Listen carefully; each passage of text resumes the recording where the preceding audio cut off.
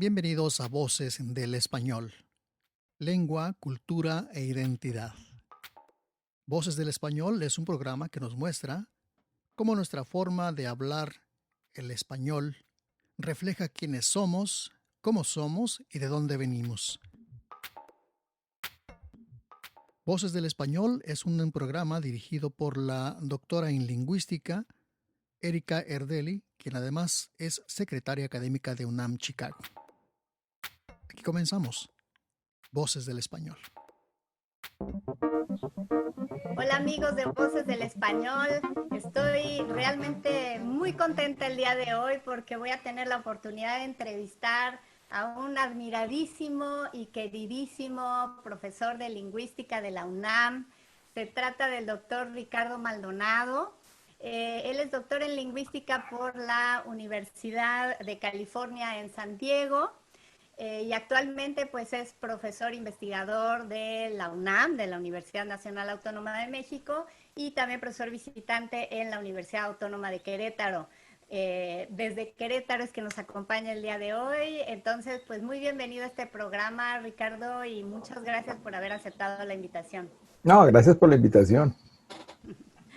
Pues muy bien, para mí es muy difícil hacer esta entrevista porque realmente el trabajo de Ricardo es muy amplio, ha incursionado en muchos ámbitos dentro de la lingüística y pues he pensado en preguntarle desde cuestiones que tienen que ver con las lenguas indígenas, porque él ha estudiado lenguas indígenas, cuestiones que tienen que ver con la adquisición de la lengua en niños, que también ha estudiado, o sobre la sintaxis misma del español, muchísimas cosas que se le podrían preguntar. Pero voy a empezar por la primera pregunta, Ricardo, y quiero preguntarte dentro de las investigaciones que has hecho a lo largo de tu vida en lingüística, ¿qué has podido observar o aprender de cómo somos los mexicanos? ¿Por cómo hablamos? Qué bonita pregunta. Sí, yo creo que quizá la manera más fácil de describir cómo es el mexicano es a través de su lenguaje, o más bien de su estilo lingüístico. El mexicano tiene yo diría que hay una especial atracción de los extranjeros para venirse a vivir a México, y quizá el imán sea el idioma. O sea, no el idioma, el uso de la lengua, la manera cálida en que el mexicano te alegra la vida. Es interesante eso porque yo también tuve la desgracia de vivir en Estados Unidos. No es cierto, no es desgracia, pero sin duda es una experiencia muy distinta y es muy agradable, es muy social. Pero hay un factor cálido presente en el uso del español mexicano. Como también puede haber lo no cálido. Estaba pensando que tienes la situación en la que vas con los burócratas y te dicen, no se puede. ¿Y por qué no se puede? Pues porque hoy no, venga mañana. Y cuando venga, pues no va a estar, pero si quiere venga, ¿no? Tenemos esa cosa de la burocracia.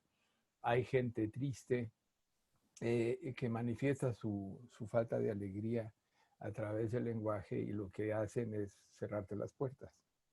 Pero lo que atrae del mexicano es todo lo contrario. Le pongo salecita a su taquito. Se le antoja, así quiere, lo quiere así, a ver, no, pues le calentamos la tortillita, ya se le enfrió, miren nomás. Ay, miren nomás, así, a ver, gózala. Sí, ese sí le gustó. Luego se ve. Ahorita que lo estás diciendo, me conecto inmediatamente con lo que dices, porque aquí en Chicago, cuando voy a las tiendas, con mucha frecuencia me encuentro con gente que habla español, con mucha más frecuencia de la que yo jamás habría soñado antes de vivir aquí. Y realmente, aunque puedo cómodamente expresarme en inglés, pero cuando la gente veo que me atiende en español, que escuchan que hablo en español con el acompañante que venga y se refieren a mí en español, inmediatamente es otro tono, otra forma de referirse a uno, o sea, una calidez. Yo ya todos mis servicios he buscado que me los den mexicanos y que me los den en español, o si no son mexicanos, no importa, pero en español, porque es Sí, completamente otra forma de relacionarnos. justo. Y es en dos niveles, ¿eh? Es primero en español, Y eso genera toda una comunidad allá, ¿no? Sin duda, ya con que sea español es suficiente para establecer una hermandad. Pero cuando entra el dialecto mexicano, hay una intimidad natural, alegre. Es como que tú y yo somos compadres. En México te miento la madre, pero aquí somos compadres y nos adoramos y hacemos lo posible por hacerte la vida amable y alegre. Y eso es una verdadera delicia, ¿no? Es una delicia. Incluso así vas a cargar gasolina y el de la señora se lo llenó. Y ya te empiezas a reír porque no sabes si es albur o si está jugando, o si no, o simplemente te está ofreciendo un magnífico servicio. El doble sentido no es cualquier cosa. Cognitivamente, el doble sentido implica una maravillosa habilidad para manejar distintos niveles de lenguaje al mismo tiempo. Eso no lo hace cualquiera. Hay una agilidad que se desarrolla. El dialecto lo ha desarrollado. De manera que somos súper inteligentes para estar hablando en serio con un segundo tono abajo. Y eso no es albur, eso es doble sentido. El albur es bastante aburrido, no tiene mayor gracia. Pero el doble sentido cotidiano, tú vas a pensar que sí. No, el albur es absolutamente Bueno, es que mecánico. aquí en Voces del Español hicimos un programa sobre albures, así que Ah, no, ok, luego lo veo.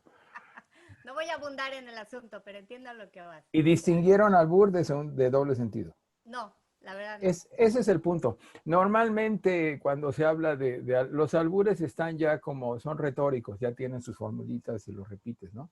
El chiste es de doble sentido. Porque puedes estar todo el tiempo jugando y puedes estar transmitiendo perfectamente una cosa seria y llevar por debajo del agua lo que uno quisiera llevar. Entonces puede llevar el contenido o el otro contenido. Y de manera que, ¿qué le pongo a su taquito? Le embarro los frijoles, usted se los pone. Y ya no sabes si te están hablando, ya no sabes. Es la cosa más maravillosa. Es una de las cosas más padres que tenemos. Implica una habilidad que pocas lenguas tienen, por cierto. Esto de estar hablando en doble sentido con dos tonos parece ser muy común en árabe, en algunas de las lenguas africanas y de los dialectos del español el mexicano. No está en todos lados y genera toda una manera. Si eres juguetón, tienes más posibilidad de acercarte a la otra persona. Es una manera como de faltarle al respeto, y al faltarle al respeto, como es cálido, entonces se convierte en una gran amistad. Y yo creo que ese es uno de los grandes imanes que tiene México. A los extranjeros les cuesta mucho dicen, es que son súper cálidos, ¿no?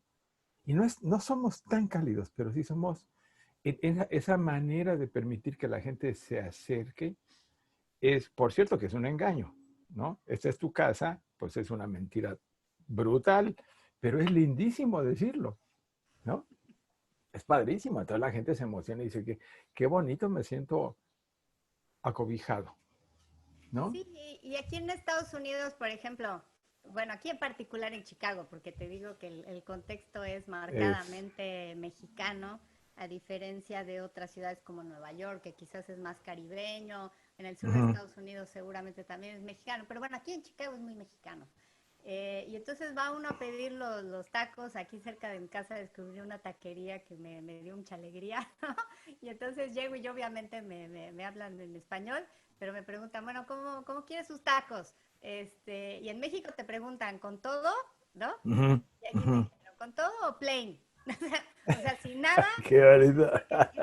En México no puedes contestar no sin todo o no con nada. Pues sí puedes decir con nada, pero siempre es raro, ¿no? Entonces, Rarísimo. Es pura carne. solitos, ¿no? Entonces, Solito, bueno, pura carne. hay ciertas cosas que salen con más naturalidad en inglés y otras Sí, que salen con más naturalidad en español.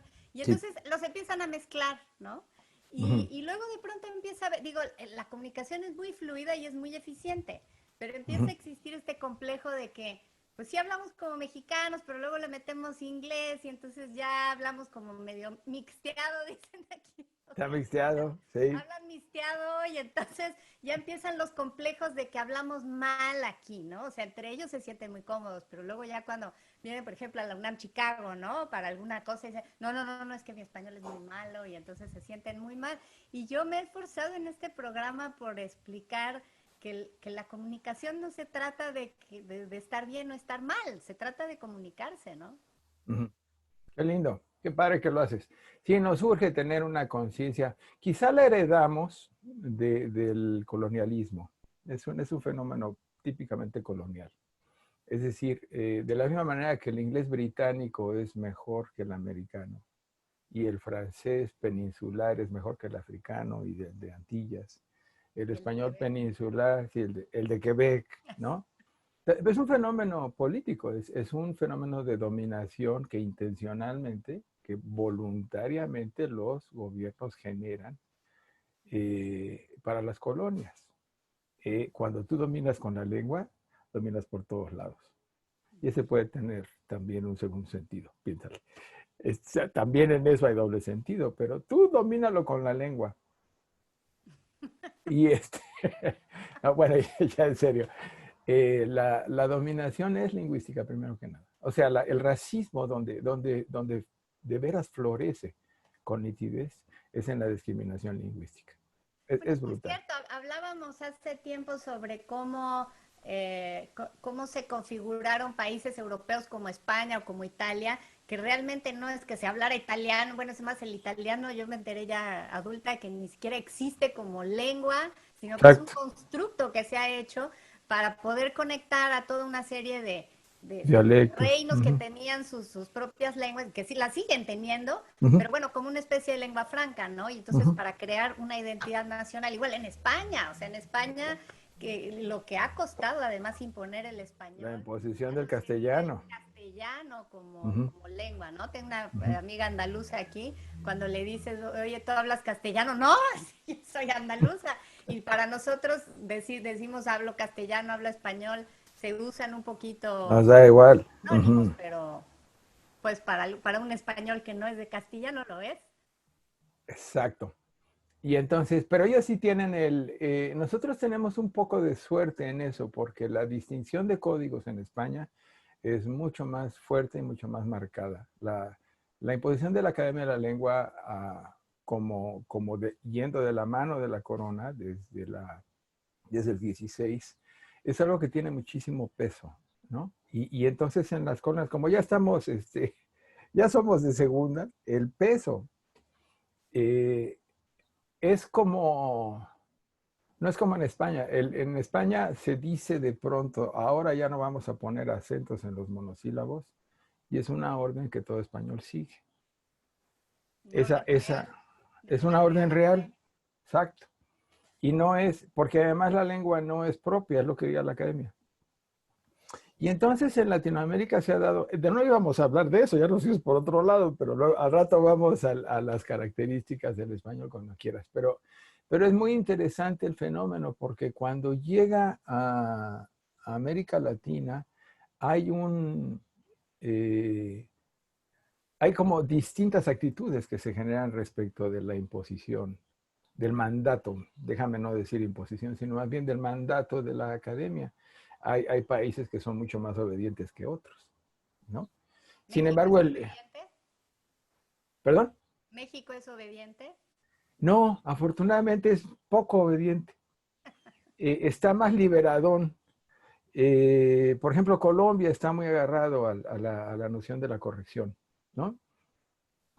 Eh, México no, México es súper interesante.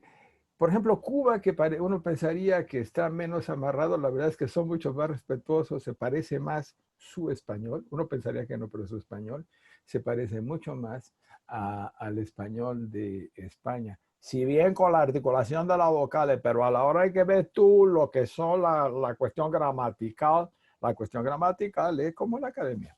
Y hay un respeto importante. México es tan irrespetuoso que se ha dado el lujo de tener un diccionario del español de México, en el que yo trabajé cuando era joven, ya no me acuerdo cuándo, pero en alguna época de mi vida fui joven, y ahí tuvimos mucho cuidado en decir que era un diccionario del español de México y no en México. El español de México es el español propio de esta nación y no es el español que se habla en México. Muy distinto. Y eso permitió tener una noción muy clara de identidad nacional asociada al lenguaje, de manera tal que había una buena cantidad de normas y sobre todo había una conceptualización de la lengua que era propia. Y entonces había un nivel de independencia tal que no teníamos que poner diccionario de mexicanismos, de nahuatlismos, no, todos los ismos son marcas que tiene el diccionario académico como desviación. Y nosotros dijimos, no, se acabaron no vamos a hacer eso, lo que vamos a hacer es mostrar cómo es el español de México, punto. Entonces Santa María tiene un diccionario así maravilloso de mexicanismos, es todo lo que no aparezca en la academia. Pero entonces siempre tienes marca de eso es lo raro, eso es lo que no está. Luego te vas a España y te encuentras un técnico desmadre de dialectos, de maneras de hablar y todo eso, pero hay un mito de que existe un señor español. Pero es un mito, En evidentemente. la Real Academia. Ajá, Sí, que, es increíble. ¿no? La verdad es un mito maravilloso que sin el poder de la corona no se hubiera dado. Es el Claro, chiste, ¿no? sí, es Porque lo llevabas como instrumento, llevabas la lengua y la religión para darle valor al poder. sí, es importante entender la lengua como instrumento de dominación. Digo, tuvimos aquí un programa que hicimos con la doctora Compani que hablaba de que ella siente que después de todos estos años que ha hecho de investigación sobre el español en México, pues que el mexicano sigue sintiendo el español como una lengua impuesta. O sea, en el fondo de su corazón no ha abandonado esa postura. Y bueno, me alegra que hayas mencionado también lo de los diccionarios. Tuvimos aquí también una entrevista con el director Con Luis actual Fernando. del diccionario del español de México, del Colmex. Bueno, la Ajá. última versión que hicieron, la versión que se puede consultar en línea. Y Con Luis pues Fernando Lara, sí. también fue muy interesante. Pero bueno, creo que vamos a dejar hasta aquí esta primera parte del programa. Me parece bien. Me gusta mucho porque ya nos empezamos a acercar un poco a lo que tú nos has mostrado que tiene que ver el español de México como un español que refleja la calidez de sus hablantes o que también en otros contextos puede reflejar la agresividad de ellos, o también su ser juguetón, su habilidad para utilizar el doble sentido, ¿no? Ujú, ujú. Y bueno, y también pues estas realidades de contacto entre el español de México y el español de Estados Unidos, y pues cómo nos vino también el español de España a México y cómo se siente, y bueno, pero vamos a hacer una brevísima pausa.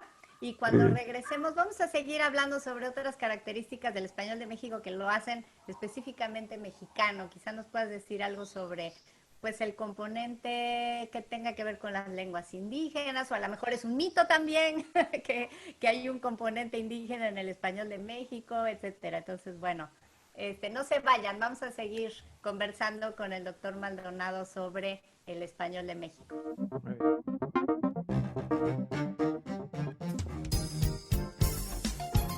SPR, su estación, para escuchar noticias, 13 horas en París. música, Puedo decirte que soy un ángel para el amor encadenado. y mucho más. Espiar.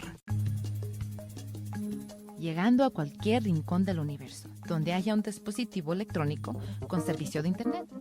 Gracias por quedarse con nosotros. Estamos conversando con el doctor Maldonado. Él es lingüista, profesor e investigador de la UNAM y nos está platicando sobre algunas especificidades del español mexicano y lo que él ha podido observar como lingüista a lo largo de sus investigaciones en las décadas que lleva como lingüista. Entonces, Ricardo, nos estabas diciendo cómo somos los mexicanos a través de nuestro español.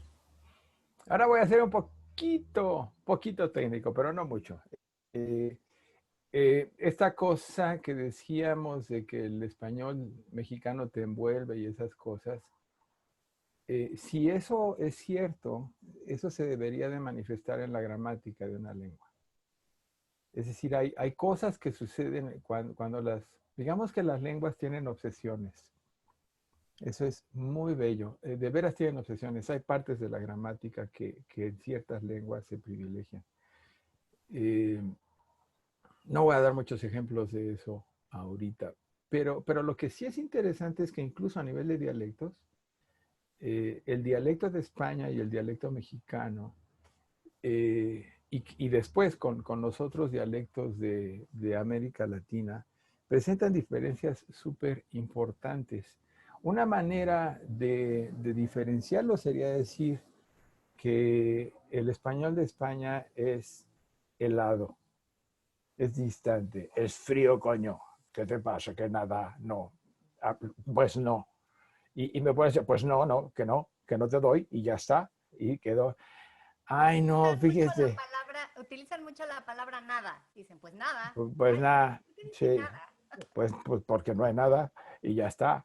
Pues, y dice, ay, no, ¿cómo cree? No, espéreme. Déjeme ver si... es una... Pero esa cosa, dice, cuando uno lo ve así de lejos parece folclórico, pero cuando lo ves más científicamente, es un fenómeno súper bello. El español una manera de diferenciar el español de España del de México, es decir, que el español de México tiene mucho más subjetividad, es decir, tiene mucho más presencia del hablante en lo que dice. Cuando uno habla, uno puede simplemente decir, este es un puerco. ¿Okay? Y es una definición fría, distante. O uno puede decir, es un puerquito. Mira qué bonito. ¿No? Si ese fenómeno es esa cosa de involucramiento por parte del hablante, a eso se le llama subjetividad. Si eso se te cuela en la gramática, quiere decir que hay una tendencia, hay un patrón de comportamiento, es un patrón cognoscitivo, que tiende a permitir que la mirada, la evaluación del hablante se incorpore de manera tal que después se convierte en marca gramatical. Eso es muy impresionante. Yo empecé, mi intuición ya me decía que por ahí estaban las fuertes diferencias, pero de pronto me dediqué uno que otro año a estudiar el uso del C, del clítico C en español, que esa particulita, a los amigos que tengo ahora me dicen el señor C, porque solo hablo de eso. Pero lo escriben con C, me dicen el señor C, pero le ponen la letra C.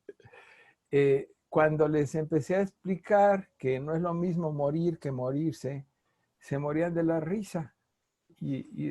Pero decía, pues sí, de veras, ¿verdad? Y entonces empezaron a jugar, ¿no? No es lo mismo subir que subirse, ni bajar que bajarse. Y dices, ¿de veras, no? Pues no es lo mismo, porque si tú mueres, mueres de muerte natural. Y mi padre murió en el año 2000. Pero yo quería llegar a verlo y se me murió. Y entonces lo que quería ver en ese se me murió es la presencia de mi evaluación respecto de su muerte. O sea, cómo te afecta, ¿no? ¿Cómo te afecta? El hecho. ¿Sí? Duele, te afecta. Y de pronto... Sí, ándale. No se me agache.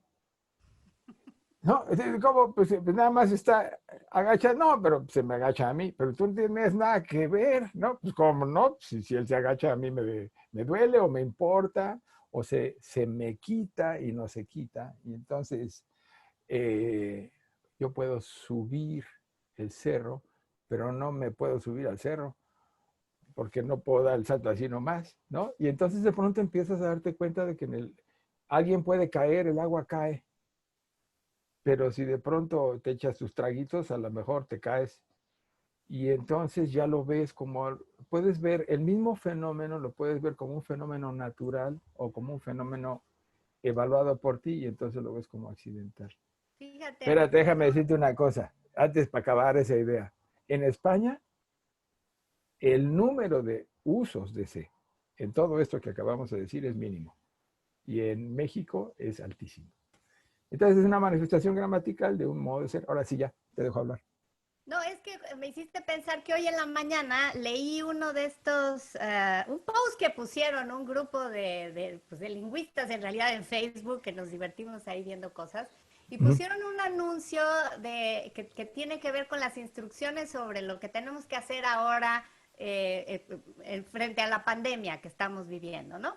Y entonces decía, lávese las manos, lógicamente, y luego decía, espérese en la fila, o sea, no se acerque a la siguiente persona que está en la fila, ¿no? En la cola, decía. Pero decía, espérese. Y entonces la persona que preguntaba ahí en el Facebook puso el post diciendo, ¿por qué dice espérese? ¿Por qué no dice nada más espere? Yo no entiendo este espérese. Y preguntaba si personas de diferentes partes del mundo hispanohablante reconocían ese espérese como algo normal. Y yo dije, sí, yo soy mexicana y yo esperaría que me digan espérese antes que me digan espere. Espere es como muy respetuoso, no sé. Espérese es más fuerte, ¿no? Exacto. Bueno, no sé, ¿tú cómo lo ves? Sí, justo. Qué buen ejemplo, es muy bonito. Una de las cosas que pasa es eso, que tienes la sensación de distancia, que es lo que te pasó a ti con espere, ¿no? Y es lo mismo que pasó con el de murieron tantos en el accidente. Es como una descripción fría. Pero cuando dices se murió en el accidente, entonces es accidental. Y ya si se me murió, bueno, pues es un drama. Pero hay una buena cantidad de usos de esa forma C que lo que muestran es ese nivel puede intensificar, puede degradar, ¿no? Te da distintos tonos, depende de las escenas. Mejor las llamamos escenas en vez de reglas gramaticales, porque tienes contextos distintos y en cada contexto vas a tener configuraciones que te hacen entrar como evaluador. Puede ser positivo o negativamente, eso realmente es secundario, pero nunca dejas de estar tú involucrado evaluando lo que sucede en vez de simplemente describir. Más o menos. Lo que es muy, muy hermoso de lo que haces, Ricardo, es que nos haces ver cómo a través de la lengua se muestra cómo un grupo de hablantes, de hispanohablantes como somos los mexicanos, miramos el mundo, cómo lo sentimos, cómo lo percibimos y cómo lo hacemos nuestro, ¿no? Me gustó que dijiste que somos rebeldes con el uso del español. Sí, somos. Fíjate, hay otra rebeldía que es súper... En general somos muy rebeldes, excepto cuando queremos descalificar a otro. Entonces nos agarramos de la Academia de la Lengua para decir, eso es incorrecto, y lo haces para darle en la torre al otro, ¿no? Sacas el látigo de la Academia para decir, tú eres un idiota, tú no sabes hablar. Es lo peor que te pueden decir, que no sabes hablar. Es profundo. Es un golpazo. O sea, te llega muy dentro. Mira, para cosas de discriminación, lo tengo que decir tal como es porque así lo han hecho durante siglos. Cuando se refieren a la ayudante de la casa, a la que ayuda a limpiar, dicen que ella no sabe hablar. Es una discriminación brutal. De hecho, lo que están diciendo es que no es de su clase social. Eso es lo que están diciendo. Pero la manera de discriminarla es a través de decir que no tiene el lenguaje adecuado, que no sabe hablar. Es de una bestialidad, es de una crueldad, porque además ante eso no tienes defensa. De las otras cosas a lo mejor tienes defensa, pero que te digan que no sabes hablar, te dejan, ¿cómo que no sé hablar? Entonces, ¿qué hago yo? ¿No? Sí, la forma de hablar es algo que nos llega muy profundo. Además, pues siempre me sorprende lo acaloradas que pueden ser las discusiones acerca de lo correcto y lo incorrecto a la hora de hablar. Y es que, como dices, nos toca muy profundo. O sea, ¿quién nos enseñó a hablar? La madre, ¿no? Entonces es como, ¿de dónde vienes? Todo lo que tú eres está ahí en el lenguaje. Y si te dicen que no sabes hablar como eso, pues entonces te quedas como flotando, como huérfano, ¿no? Como si no existieras. ¿Y ahora qué hago? De eso, si quieren, en otro programa vemos todas esas cosas de actitudes lingüísticas, pero si regresamos un poquito a la otra cosa, de las cosas gramaticales, bueno, el uso del diminutivo no es gratuito, es una cosa súper, súper importante. dicen los españoles respecto a nosotros que hablamos, que somos suavones, que hablamos demasiado suave y que les suena cursi, ¿no? Solo aceptan nuestro idioma, nuestra manera, no es nuestro idioma, sino nuestro dialecto, tal y como es en las rancheras. Ahí sí, pero ya están pedos, pues entonces, ¿qué? No, sí, ahí sí nos adoran. Pero se parece mucho a los estudios de la voz, cuando la voz estudiaba distintas pronunciaciones, por ejemplo, de la R en Nueva York. Decía, esta es más correcta, pero es más fría. Esta es más incorrecta, pero es más cálida. Y entonces, y podía, la voz, con todas las mediciones que hacía, podía decirte si estabas más cerca o más lejos del Bronx, si te estabas acercando más al Museo de Arte Moderno, que ya era mucho más blanco, y dependiendo del tipo de pronunciación podías saber exactamente en qué calle vivías, ¿no? Era de ese nivel de sofisticación. Algo así pasa con el español, además con prejuicios increíbles, ¿no? Por ejemplo, nosotros decimos ya lo vi, y en España dicen ya lo he visto. Y somos fuertemente discriminados por decir ya lo vi. Es súper interesante porque además, técnicamente, los que hablamos bien somos nosotros. El pasado compuesto, ya lo he visto, se usa para eventos que han sucedido alguna vez en la historia. Y ya lo vi, se remite a cosas que sí han sucedido y que de alguna manera están ligadas con tu experiencia actual. Ese es el contraste natural de la forma compuesta en contraste con el pretérito. De manera que cuando decimos, sí, ya lo vi, lo acabo de ver, estamos hablando adecuadamente. Pero si decimos, ya lo he visto, lo acabo de ver, pues coño, te traes una contradicción enorme, porque ya lo he visto es para alguna vez, y si lo acabas de hacer, pues entonces es una diferencia bárbara. Pero el prejuicio está perfectamente instalado.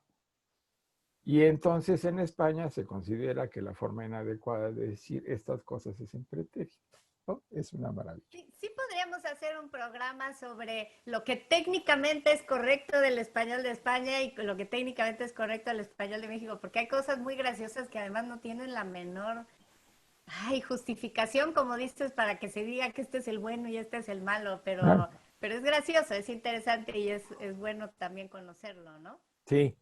Esa es una de las... Yo lo vi y los españoles dicen yo le vi, pero ya cuando se trata de ayudar o de llamar, yo lo llamo, le llamo, lo ayudo, le ayudo, y entonces ya no sabemos. Cierto, un día hacemos uno nomás de eso, del ole y todas esas maravillas, y sobre todo claro, la es el interesante. Que por cierto, te adelanto que noté el otro día un caso del laísmo aquí en el español de los Estados Unidos y me quedé muy picada de investigarle más por ahí. Sale. Tiene una historia muy interesante. Quizá la que deberías de entrevistar para eso es a Marcela Flores, que tiene un libro sobre el leísmo, loísmo y laísmo, y es muy agradable. Pero yo, el día que quieras también platicamos de eso, pero vale mucho la pena, Marcela, es excelente. Me voy a salir del laísmo y eso para dejar ese tema. Tenemos otras cosas. Fíjate que bueno, entonces habíamos dicho que el C, lo que pasa es que el C es enorme, atraviesa toda la lengua. Habíamos dicho que los diminutivos. Habíamos dicho los dativos, es decir, el uso de le, en donde no lo esperarías, como se me murió, tú dirías que se cayó el vaso, pero que es la manera más española de decirlo, y por supuesto que puede decir se me cayó el vaso. Y en esos casos, bueno, hay situaciones claras que exigen la presencia de eso. Pero lo interesante es cuando te pasas a esos otros dativos que no son tan necesarios, ¿no? Lo han llamado dativo ético, dativo de interés. Ya ni me acuerdo, no me acuerdo cómo lo llamé yo. Pero tienes el caso genial de, fíjate que me reprobaron a mi hijo, ¿no? Me le pusieron un 5, ¿no? Entonces, me le pusieron, la verdad es que le pusieron el 5 a tu hijo, pero en virtud de que tú eres pariente, de que hay una relación de... Tu hijo, ni más ni menos. Pues sí, ese sí es tuyo, ¿no? Es de las posesiones que no se pueden quitar. En virtud de que a él le duele, a mí me duele. Sí, es un fenómeno, pues lo llamé así, dativo empatético. El chiste es que ese dativo lo que haces con él es que te ligas empáticamente, tienes empatía por lo que está pasando al niño. Y entonces... Qué lindo que lo mostremos en la lengua, ¿no? Ahí es cuando te enganchas con el otro también. Esa es la diferencia de distancia. Entonces hay un patrón, ¿ves? Lo bonito de todo esto es que tienes un patrón conceptual. Una sensación de distancia desde nuestra mirada, ¿no? Evidentemente. Desde nuestra mirada resulta que el español de España tiene una falta de empatía, un despegarse de las cosas y describirlas incluso con crueldad desde nuestra mirada. En contraste, nosotros dependemos fuertemente de que haya una sensación de cobijo, ¿no? De acompañamiento. Y esa cosa cálida que tenemos, así como puede ser repelente para el dialecto, bueno, insisto, hay situaciones en las que el dialecto de España aprecia muchísimo este uso, se lo aprecian a Cantinflas, a las rancheras, a los boleros, ¿no? En todo eso, pero lo veo folclóricamente. A la hora de hablar en serio y bien, al igual que en Nueva York, si vamos a hablar, yo platicaba, si vamos a hablar en serio y bien, pues entonces hay que ser distal, frío, objetivo y todas esas cosas. Y ya si es para cosas más personales, pues ahora sí avienta tus dativos y tus diminutivos y todas esas cosas. Que es muy interesante. Hace muchos años publiqué un artículo que me divirtió muchísimo, porque fue un estudio de actitudes lingüísticas y en ese estudio le preguntábamos a un conjunto, entre una española y yo lo hicimos en San Diego. El chiste es que ella tenía que hacer las entrevistas porque si las hacía yo no iban a soltar la sopa. Entonces, y la pregunta es, ¿usted cree que el español de España es mejor que el de América Latina? No, para nada, todos son iguales, son absolutamente iguales. Cada quien habla como quiere, todo está bien, somos iguales. Qué bien, perfecto, magnífico, ¿no? La lengua es igual para todos. Sí, la lengua es igual para todos, perfecto, muy bien. Oiga, y si hubiera que enseñar español en Estados Unidos, ¿usted qué adoptaría? ¿El dialecto de España o el de México? No, esto es una cosa seria. El de España, por... Sí, en serio. Era precioso, pero con una sistematicidad brutal. Sí, cuando estaba en Londres les dije que bueno, que yo entendía en el departamento de español de allá que enseñaban pues la variante, digamos, castellana, española del español, ¿no? Y se escandalizaron porque había profesores argentinos, peruanos, mexicanos. No, aquí de ninguna manera enseñamos el español de España, se enseña, cada quien enseña su variante. Y yo les dije, entonces seguro no enseñan el vosotros, porque el vosotros pues en América no se usa. No, claro que lo enseñamos y lo evaluamos y se lo tienen que aprender. Y les digo, bueno, yo jamás en mi vida he enseñado el vosotros, pues no pertenece a mi variante, pero entonces ustedes sí lo enseñan. No, bueno, pero nada más eso, y la lista empieza. La lista es grande. 300 cosas. Entonces, bueno, sí, es muy... Es muy importante darse cuenta de estas actitudes subconscientes, porque como dices, la consciente les preguntas, te dicen, no, todos somos iguales, Todos pero a somos la iguales. hora de las políticas educativas o por ejemplo, el español en los medios de comunicación, aquí el locutor de Spanish Public Radio me ha dicho que ha recibido comentarios de ataque respecto de su forma de hablar. Él da las noticias en español, pero en el español de aquí, ¿no? Sí. Aquí, porque pues él está traduciendo. Entonces escucha la noticia en inglés y él inmediatamente la da en español, del español de aquí. Y entonces la gente que viene de México, de España, dice, no, él habla mal español, ¿no? Le digo, pero ¿cómo vas a hablar mal? Pues hablas el español de aquí, el que entiende la gente que va a escuchar la radio y van en el tráfico y lo que quieren es saber cómo está el tráfico, o la noticia, o lo que dijo el gobernador hoy en la mañana. No le interesa saber si aprendiste español en Madrid, ¿verdad? Sí. Es súper delicado ese tema. Ese es tema de un tema completo, ¿verdad? Realmente ya está sucediendo, pero de veras es otro tema.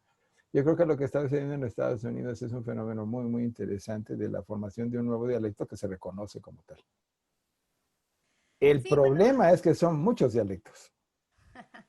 justamente ese es el tema que te quiero proponer para nuestro siguiente programa, Ricardo, porque creo que sí, tú tienes la visión del español de Estados Unidos y del español de México, porque has estado de los dos lados de la frontera, has sido profesor de español aquí en Estados Unidos, has sido también lingüista en México y has explorado también las lenguas indígenas y creo que hay muchas cosas que sería muy interesante que compartieras con nuestro público, pero por hoy creo que fue muy interesante que nos dieras algunas de tus visiones sobre cómo se identifica al español del mexicano, ¿no? Y cómo el español mexicano refleja la calidez de sus hablantes y su involucramiento con el otro y la empatía y cómo es distinto del español de España y que nos hace tan distintos y bueno, pues que refleja nuestra visión del mundo y creo que esto ha sido muy, muy sabroso y muy enriquecedor. Muchísimas Qué bueno. gracias. De hecho, coincide con el perfil de tu programa. La manera en que tú lo presentas es así, como un problema de visión del mundo. Y me encanta que lo hagas así. Sí, siempre digo que con que tú escuches a una persona hablar un par de minutos, aunque sea una persona completamente desconocida, obtienes una cantidad de información solamente por cómo habla, por su acento, por el tipo de palabras que elige, por su gramática, por todo puedes saber qué edad tiene, Ujú, de qué zona ujú. geográfica viene, qué educación tiene, absoluta, bueno, hasta lo que está en su subconsciente aparece allí, aunque no se dé Sí, cuenta. sí, sí, sí, Eso me encanta. exacto. Sí. Pues Pues muchas muchísimas gracias por la gracias. invitación. Encantado. Al contrario, y pues queda abierta la invitación, para que hablemos también sobre el español de los Estados Unidos y la experiencia que has tenido con él. Ya nos hablaste del español mexicano. ¿Ok? Encantado, claro que sí. Bueno, muchas gracias y a todos ustedes, como siempre, pues los invito a seguirnos en este programa que se transmite los miércoles a la 1 y a las 5 de la tarde por Spanish Public Radio y también nos pueden ver como siempre en los canales de YouTube de UNAM Chicago, de Spanish Public Radio también y nos pueden encontrar en Spotify. También ahí están todos los programas de Voces del Español y en muchas plataformas de podcasts y videos que podemos, pues ahí los ponemos. Así que por ahí nos van a encontrar. Muchas gracias por habernos escuchado. Mándenos sus mensajes, comentarios, sugerencias sobre qué les gustaría que abordáramos en los siguientes programas y aquí con mucho gusto se lo preguntamos a los especialistas como el doctor Maldonado. Hasta la próxima.